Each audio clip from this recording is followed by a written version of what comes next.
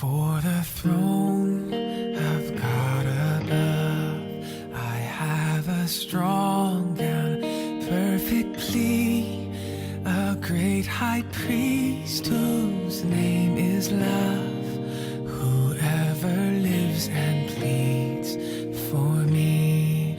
My name is graven on his hands, my name is written. Livro do profeta Jonas, capítulo 2, do verso 1 ao 10, diz assim: Do ventre do peixe, Jonas orou ao Senhor seu Deus, e disse: Clamei ao Senhor na minha angústia, e ele me respondeu. Do ventre do Sheol, gritei, e tu ouviste a minha voz, pois me lançaste nas profundezas, no coração dos mares, e a corrente das águas me cercou. Todas as tuas torrentes e ondas passaram por cima de mim.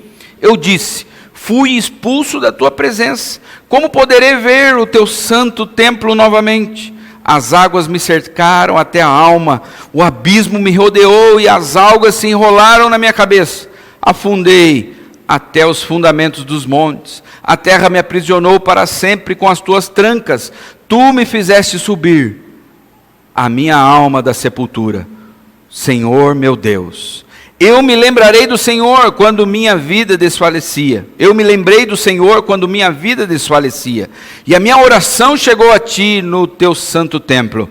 Os que se apegam aos ídolos inúteis afastam de si a misericórdia. Mas eu te oferecerei sacrifício. Com voz de ação de graças pagarei o meu voto. A salvação pertence ao Senhor. O Senhor deu ordens ao peixe, e este vomitou Jonas na terra. Amém? Hoje eu gostaria de falar com os irmãos sobre angústia. Angústia é algo sério que envolve a nossa sociedade. Diferente do medo, a ansiedade, que são experimentados pela maioria das pessoas, a angústia acomete menos de 50% da população. Quase 50% da população enfrenta momentos de angústia. Valentim Gentil, um psiquiatra, ele diz o seguinte: em geral meus pacientes relatam uma agonia mental, sem gatilho aparente, atrelada a um sufoco, semelhante à dor da asma, e uma dor ou compressão no peito. Então angústia é esse momento de pressão, que muitas vezes nós passamos por isso. Uma psicóloga chamada Marília Dantas, ela diz o seguinte: o ser humano sente desamparo, incerteza, falta de controle diante da liberdade de decidir. Optar por um caminho significa correr risco, abrir mão das alternativas. Isso é angustiante. É quando muitas vezes nós estamos diante de dois caminhos e dependendo da decisão que a gente tomar, isso pode trazer consequências graves para nossas vidas. E também pode trazer bênçãos, mas aí a gente fica angustiado. É igual a mulher quando vai casar, né? Será que é esse mesmo, Senhor? Me ajuda. Não é assim? Ela fica angustiada, perde peso antes do casamento. Depois que casa, daí ela recupera, graças a Deus, né? A palavra angústia no grego significa estreitamento, diminuição. É uma sensação de sufoco, de desolamento e aniquilação. Um filósofo chamado Søren Kierkegaard, é um filósofo que eu aprecio muito, ele nasceu em 1813, ele é dinamarquês. Ele fala de 3 áreas em que nós podemos enfrentar a angústia. A primeira área, ele diz, é a relação do ser humano com o mundo. Essa relação do ser humano com o mundo é dominada pela angústia. A angústia é entendida como o sentimento profundo que temos ao perceber a instabilidade de viver. E o mundo de acontecimentos possíveis, sem garantia de que nossas expectativas sejam realizadas. Ele está dizendo, viver neste mundo muitas vezes é angustiante, porque existem muitas possibilidades. É possível que muitas coisas nos aconteçam. E muitos acontecimentos que nós esperamos que aconteçam, muitas vezes não acontecem, isso gera angústia. Ele diz: no possível, tudo é possível. Assim vivemos em um mundo onde são possíveis tanto a dor como o prazer, o bem como o mal, o amor como o ódio, o favorável como o desfavorável. Para Kierkegaard, ele entendia o seguinte: a vida neste mundo, ela pode ser angustiante, porque tudo é possível neste mundo. É possível amanhã eu acordar com o câncer. E só de pensar isso já nos preocupa. Quantas pessoas ficam doentes por pensar que podem ficar doentes? Quantas pessoas ficam doentes por pensar que podem ser assaltadas? Que podem sofrer um ato de violência? A nossa sociedade está doente por muitas coisas que não aconteceram ainda, por preocupações. Tem pessoas que têm medo de sair de casa. Tem pessoas que têm medo de que sua casa seja invadida enquanto ele está lá em sua casa, enquanto a gente está presente. Essa possibilidade que existe, onde tudo é possível neste mundo, tanto a dor quanto o amor, gera angústia. Então ele diz que essa relação com o mundo pode ser algo angustiante. E depois ele diz sobre a relação consigo mesmo. Em segundo lugar, a relação do ser humano consigo mesmo, marcada pela inquietação e pelo desespero. Isso ocorre por duas razões fundamentais: ou porque o ser humano nunca está plenamente satisfeito com as possibilidades que realizou, ou porque não conseguiu realizar o que pretendia, esgotando os limites do possível e fracassando diante de suas expectativas. Ele diz que o ser humano ele pode ficar angustiado consigo mesmo por duas coisas: pela insatisfação. Ele alcançou o que ele queria, mas está insatisfeito. E o outro motivo é porque ele não alcançou, e ele já esgotou todas as possibilidades. Eu já tentei de tudo para salvar meu casamento, mas não consegui. Eu já tentei de tudo para me dar bem na vida profissionalmente, mas não consegui. Essa tentativa de tentar, e quando as possibilidades elas se esgotam, isso gera angústia. E também quando alcançamos e percebemos que ao alcançarmos aquilo que procurávamos, não estamos satisfeitos, isso também gera angústia. Kierkegaard falou isso em 1800 e pouco. E ele diz, em terceiro lugar, a relação do homem com Deus. A única via para a superação da angústia e do desespero. Ele vai dizer que a única via para a superação da angústia e do desespero é uma fé que para muitos é irracional. É uma fé em Deus. Esse filósofo ele pensou sobre a nossa vida, como a vida do ser humano pode ser angustiante em relação ao mundo à nossa volta, e como a nossa vida pode ser angustiante em relação a nós mesmos, as nossas expectativas. E o que nós podemos aprender com a vida de Jonas e a angústia? É isso que nós vamos ver nesta noite. Jonas é um homem teimoso. Ele é um homem que ele desobedeceu a Deus. Deus disse para ele: vá para Nínive. E ele foi para Tarso, comprou uma passagem, entrou no navio, veio uma tempestade, o navio quase afundou por causa dele. E ele disse para os marinheiros: me joguem ao mar e a tempestade vai cessar. E os marinheiros o jogaram ao mar, e um grande peixe o engoliu. E agora, Jonas está vivendo um momento de angústia. E o que nós podemos aprender com a vida de Jonas? A angústia pode nos levar à presença de Deus. A angústia pode te levar à presença de Deus. Então a angústia, ela é uma ferramenta pedagógica. Ela é uma ferramenta que nos leva à oração. Jonas não orou quando ele desceu a Jope.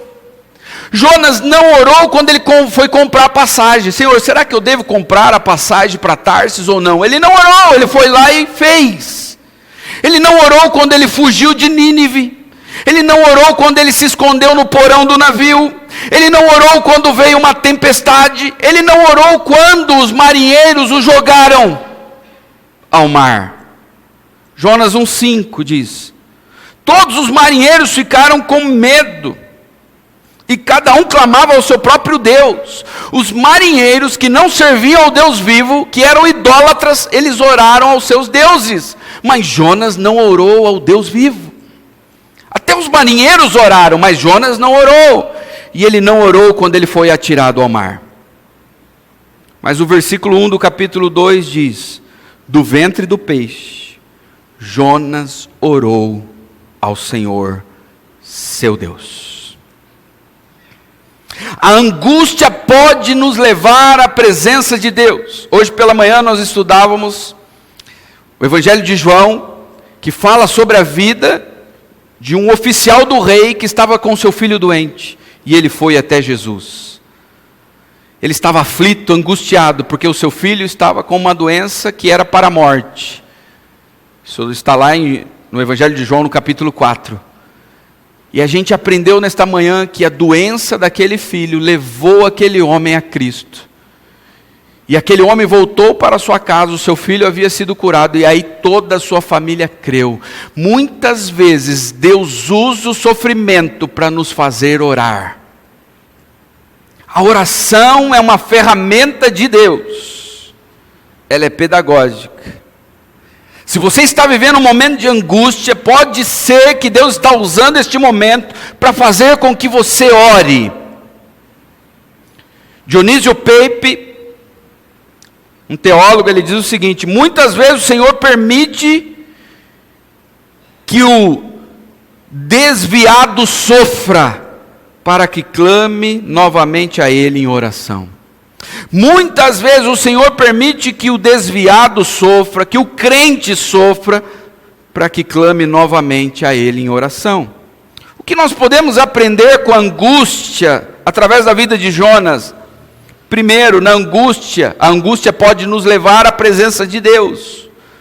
A angústia pode ser uma ferramenta para nos pôr de joelhos. Em segundo lugar, na angústia podemos ser ouvidos por Deus.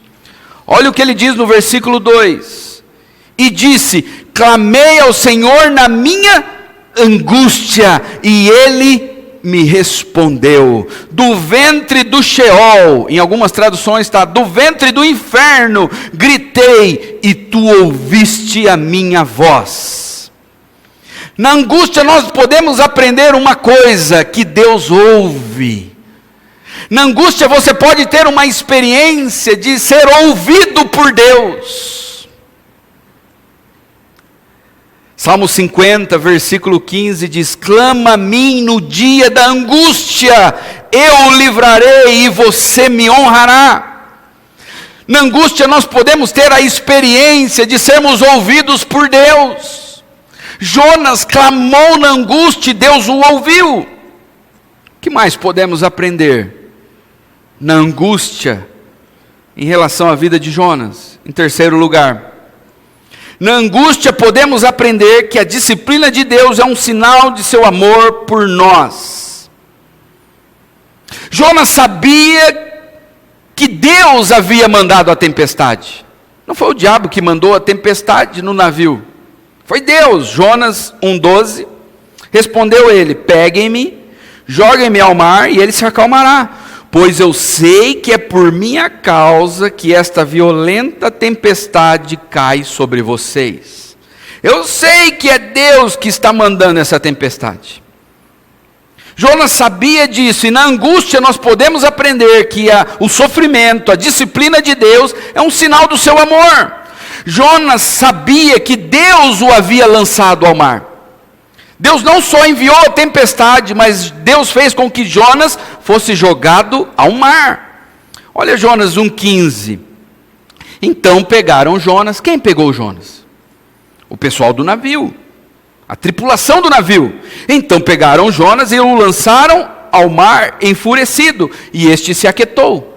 Mas Jonas ele entendia que quem havia jogado ele ao mar não foram os tripulantes do navio, mas foi o próprio Deus. Olha o que ele vai dizer no versículo 3 do capítulo 2. Pois me lançaste nas profundezas. Em Jonas 1,15 ele diz, eles me pegaram e me jogaram. Em Jonas capítulo 2, versículo 3, ele diz, o Senhor me jogou ao mar. O Senhor me lançou nas profundezas. Quando alguém nos persegue, nós temos que ter essa percepção.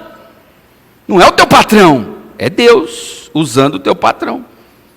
Não é teu irmão, não é teu pai, não é teu filho, não é teu marido, é Deus. Jonas não culpou os tripulantes do navio por o jogarem no mar. Ele disse, o Senhor é que me jogou, usando eles, mas foi o Senhor. Nós temos que ter essa percepção, irmãos. O apóstolo Paulo, quando ele estava vivendo um momento difícil, um momento de tribulação, de angústia, ele orou 3 vezes a Deus para que Deus o livrasse daquela angústia. Ele diz, foi enviado um mensageiro de Satanás para me esbofetear, para que eu não me ensoberbecesse. Isso está lá em 2 Coríntios. O próprio apóstolo Paulo, ele entendia que mesmo numa ação de Satanás, quem está por trás é o próprio Deus, porque o diabo só pode agir na nossa vida se Deus permitir. Jonas entendeu que não foi o diabo, não foram os tripulantes do navio que o jogaram, mas Deus. Ele diz, pois me lançastes, o Senhor me jogou nas profundezas, no coração dos mares, e a corrente das águas me cercou, todas as tuas torrentes e ondas passaram por cima de mim. Você consegue olhar para o teu sofrimento e ver que a mão de Deus está por trás do que você está vivendo? Então não culpe o teu patrão, não culpe o governo, não culpe a tua esposa, não culpe os teus filhos, não culpe o teu marido. É Deus te jogando no mar. É Deus que te lança nas torrentes das águas. É difícil isso, mas é uma verdade em toda a Bíblia. Existe um livro na Bíblia que trata sobre isso, o livro de Jó. Satanás tem que pedir permissão a Deus. Posso? Daí Deus diz, pode. Se Deus falar não pode, não pode. Não é isso? Jonas sabia que a sua experiência não era por um acaso. Essa tempestade não veio porque faz parte, é época de chuva, então... Não, ele sabia que não era acaso e nem era ação do maligno. Ele diz, me lançaste, o Senhor me lançou nas profundezas. Então o que a gente já viu até aqui? Em primeiro lugar, a angústia pode nos levar à presença de Deus. Deus pode enviar uma situação de angústia para nos fazer orar. Jonas só orou quando ele estava em profunda angústia. Na angústia podemos ser ouvidos por Deus. Ele disse, Deus me ouviu. Na angústia nós podemos aprender que a disciplina de Deus é um sinal do seu amor por nós. E em quarto lugar, na angústia podemos aprender que nosso pecado pode nos afastar de Deus. Foi na angústia que Jonas teve um entendimento mais claro sobre o seu próprio pecado. Jonas 1,3, olha o que diz. Mas Jonas fugiu da presença do Senhor, dirigindo-se para Tarsis. Ele fugiu da presença de Deus, ele não queria saber de Deus. Mas no capítulo 2, versículo 4 e 5, ele disse, eu disse, fui expulso da tua presença. Primeiro ele diz, eu vou fugir da presença de Deus. E agora ele diz, eu fui expulso da presença de Deus. Aquilo que ele queria aconteceu. Ele queria fugir da presença de Deus, e o seu pecado fez com que ele fosse expulso da presença de Deus. E ele percebeu isso, agora eu não estou mais na presença de Deus. Eu estou numa situação terrível. Ele diz, como poderei ver o teu santo templo novamente? Ele estava nas profundezas do mar e ele se lembrou, será que um dia eu vou poder cultuar a Deus de novo? Será que um dia eu vou poder ir à igreja junto com meus irmãos e adorar a Deus e cantar louvores ao meu Deus? Porque eu fui expulso da presença de Deus, eu quis fugir de Deus e Deus me expulsou. Vá aos presídios e pergunte para muitos homens que estão presos ali. Muitos deles eram crentes e muitos estão lá clamando, dizendo: será que um dia eu vou sair daqui para poder ir à igreja e cultuar a Deus com meus irmãos? Será que um dia eu vou... Quantas pessoas estão num leito de um hospital, perto da morte, e muitos estão dizendo: será que um dia eu vou sair deste hospital e me juntar aos meus irmãos em louvor? Não fuja da presença de Deus, meu irmão. Não fuja. Ele pode te colocar numa situação em que você vai desejar estar na casa de Deus e não vai poder. Jonas queria estar no templo, mas não podia, porque ele disse: as águas me cercaram até a alma, o abismo me rodeou, as algas se enrolaram na minha cabeça. Salmo 51, 11. Davi diz: não me expulses da tua presença, nem me tires de mim o teu Santo Espírito. Davi, depois de pecar, ele sabia que ele poderia ser expulso da presença de Deus. Então ele orou: Senhor, não me expulses da tua presença. Você pode desejar fugir de Deus e Deus dizer para você: seja feita a tua vontade. Só que aí se prepara. Porque a coisa pode ficar numa situação tão terrível que você vai desejar estar na casa de Deus e não vai poder. Porque você vai estar talvez entubado num hospital ou preso. Em quinto lugar, na angústia aprendemos que o pecado nos leva sempre para abismos mais profundos. Jonas, ele brincou com Deus, ele diz: não vou para Nínive. O que ele fez? Ele desceu até Jope. De Jope ele comprou uma passagem para Tars. Olha a descida, primeiro ele desce para Jope. Ele entra no navio, onde que ele desce? Para o porão do navio. Do porão do navio ele desce para onde? Para a barriga do peixe, para as profundezas do mar. Quando a Bíblia diz que um pecado leva a outro abismo, é isso que está acontecendo com Jonas. Versículo 6, a parte A, ele diz: afundei até os fundamentos dos montes, a terra me aprisionou para sempre com as suas trancas. Jonas aprendeu que o pecado leva as pessoas cada vez mais fundo, mas ele aprendeu também que na angústia, Deus pode nos tirar do fundo do abismo. Ainda que se você esteja no mais fundo, ainda que o teu pecado tenha te levado ao abismo mais profundo, Deus tem uma mão grande, um braço comprido, e Ele pode te tirar de lá. Versículo 6 diz: afundei até os fundamentos dos montes, a terra me aprisionou para sempre com as suas trancas, mas tu fizeste subir a minha vida da sepultura, Senhor meu Deus. Ele aprendeu que o pecado leva para o fundo, mas ele também aprendeu que Deus pode tirar o pecador lá do fundo e levar às alturas, e o levá-lo às alturas. Em sétimo lugar, na angústia devemos nos lembrar daquilo que nos dá esperança. Quando estivermos em momentos angustiantes, nós temos que trazer à memória o que nos dá esperança. Versículo 7, ele diz: eu me lembrei do Senhor quando minha vida desfalecia, e a minha oração chegou a ti no teu santo templo. Eu me lembrei do Senhor, e quando eu me lembrei do Senhor, a minha oração chegou ao Senhor. Em momentos de angústia, lembre-se de coisas que podem te dar esperança. Lembre-se de Cristo. Lembre-se que Deus é poderoso para te salvar. Lembre da misericórdia de Deus, que ainda que você está vivendo uma vida de pecado, o sangue de Jesus é poderoso para te purificar e te perdoar. Lembre-se disso. Lembre-se, Lamentações 3:21 diz: todavia lembro-me também do que pode dar-me esperança. Ele aprendeu isso na angústia, que na angústia nós devemos trazer à memória o que nos dá esperança. Lembre-se que Deus já te abençoou no passado. Essa não é a primeira crise que você está enfrentando. Ou é?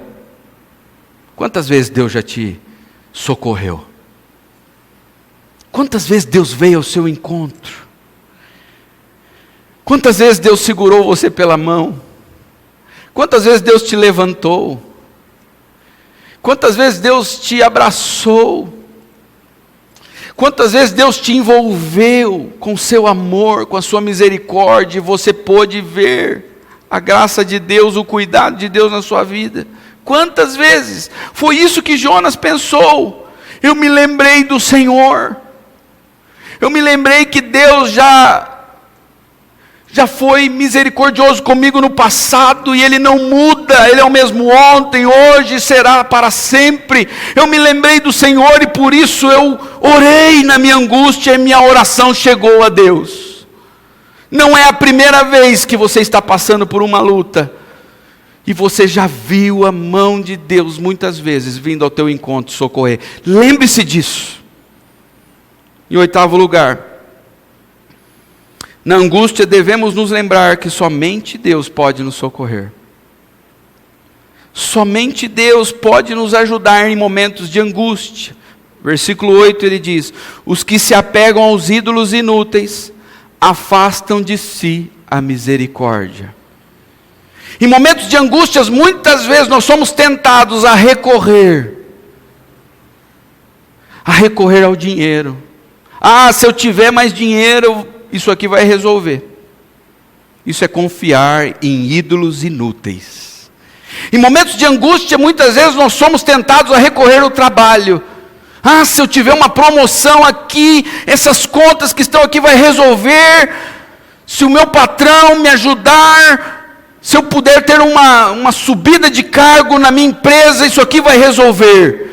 Ou para quem está desempregado, se eu arrumar um emprego, a situação angustiante que eu estou vivendo vai ser sanada. Isso é confiar em ídolos inúteis.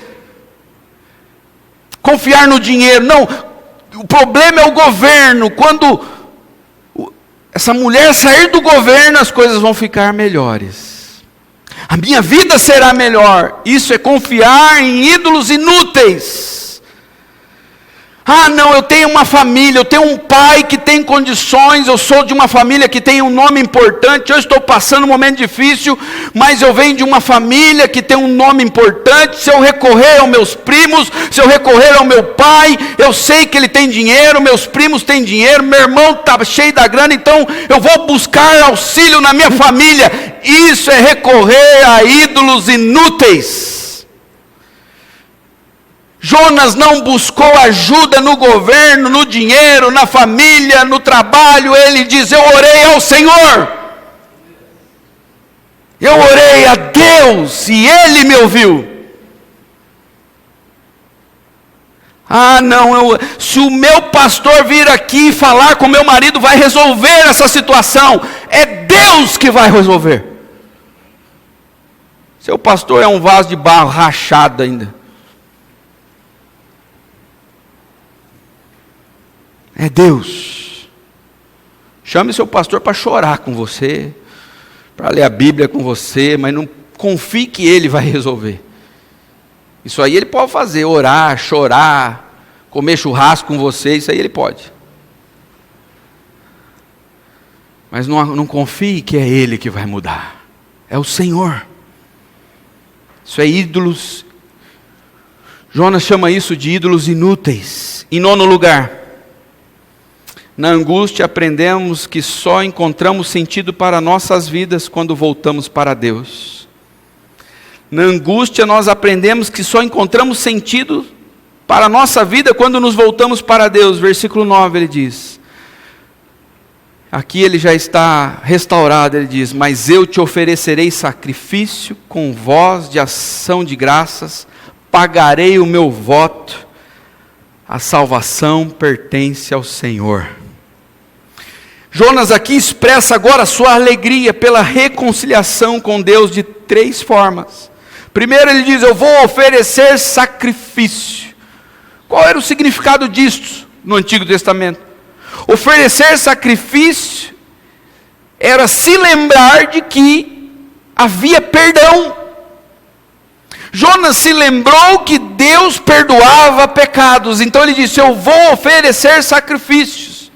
Se fosse hoje, nós diríamos: eu vou orar a Deus pedindo perdão, e eu tenho um advogado junto ao justo juiz, e ele vai me perdoar, ele vai perdoar as minhas culpas, e ele vai não apenas me perdoar o meu pecado, mas me purificar de toda injustiça.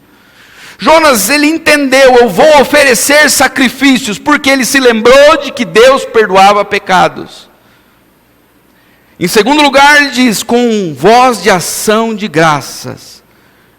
Jonas está cheio de algas em voltas do seu pescoço, ele está dentro da barriga de um peixe há 3 dias, ele não sabe nem o local onde ele está tudo escuro, ele está num lugar terrível, e ele diz: eu vou louvar a Deus com ações de graças.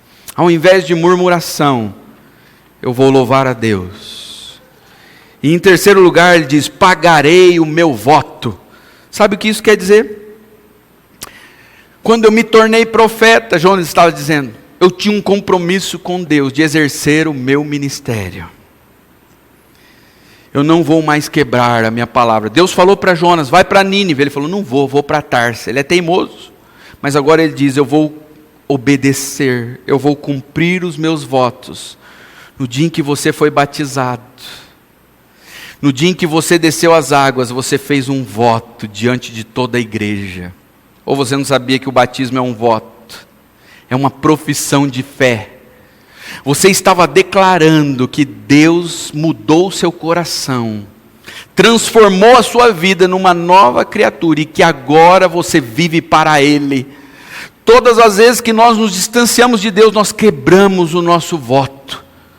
E Jonas está dizendo: eu não vou mais, eu pagarei o meu voto, eu vou pedir perdão, eu vou louvar a Deus e vou cumprir o meu chamado.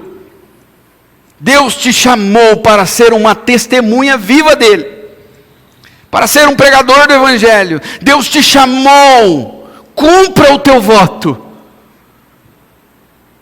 Ele disse: eu vou fazer de vocês pescadores de homens. Deus te chamou, pague o seu voto. Em resumo, o que nós aprendemos? Na angústia, a angústia pode nos levar a Deus.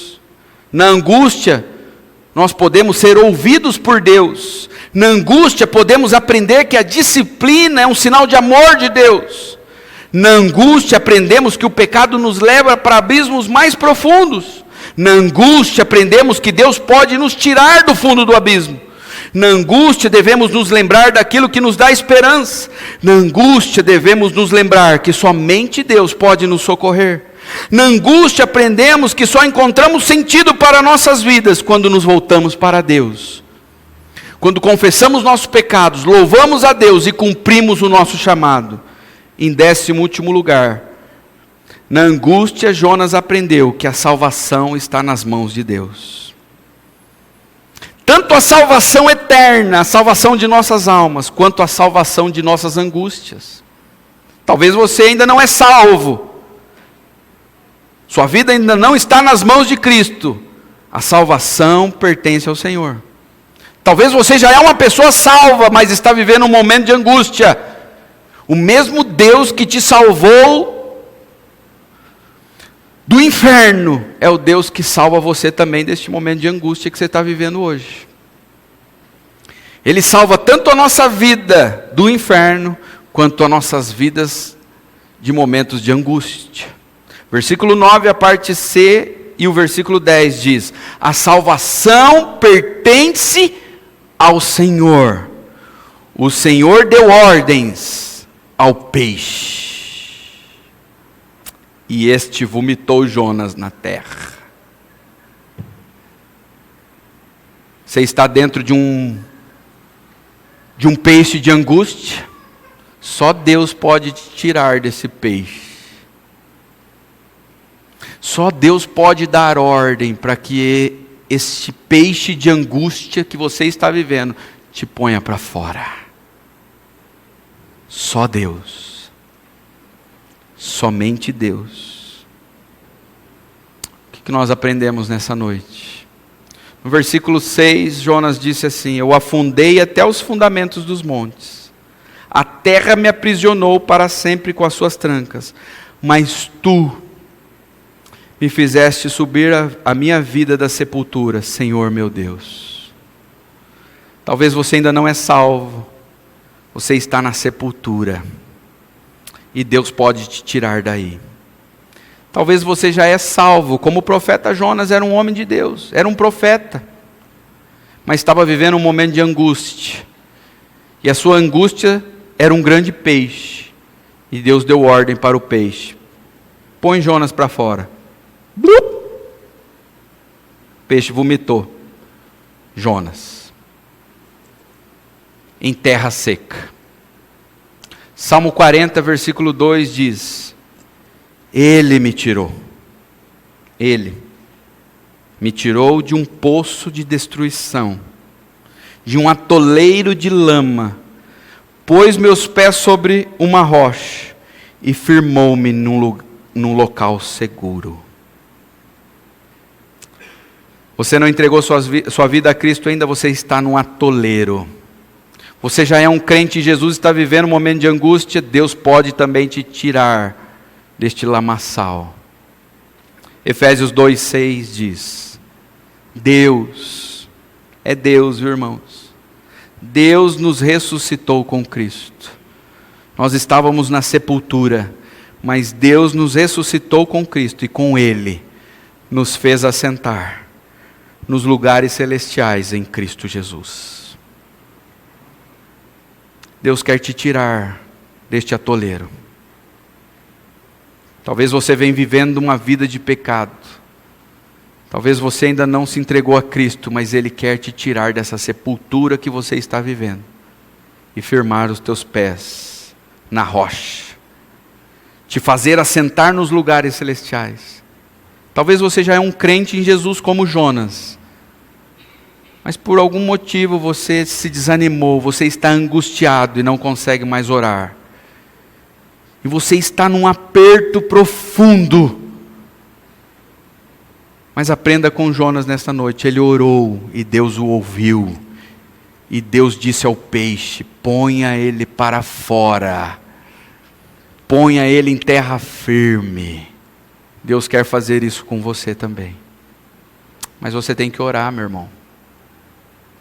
E confiar somente em Deus, porque a salvação não pertence à Igreja Batista. A salvação não pertence ao pastor Fernando. A salvação não pertence ao governo deste país. A salvação pertence ao Senhor. A tua segurança não está na empresa que você trabalha. Não está no teu marido. Não está nos teus filhos. Não estão nos teus filhos. A tua segurança está em Deus. Ao Senhor pertence a salvação.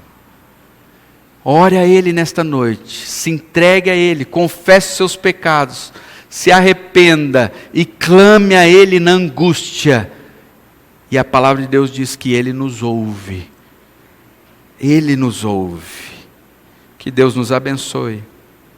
Que Deus nos guarde em nome de Jesus. Vamos orar.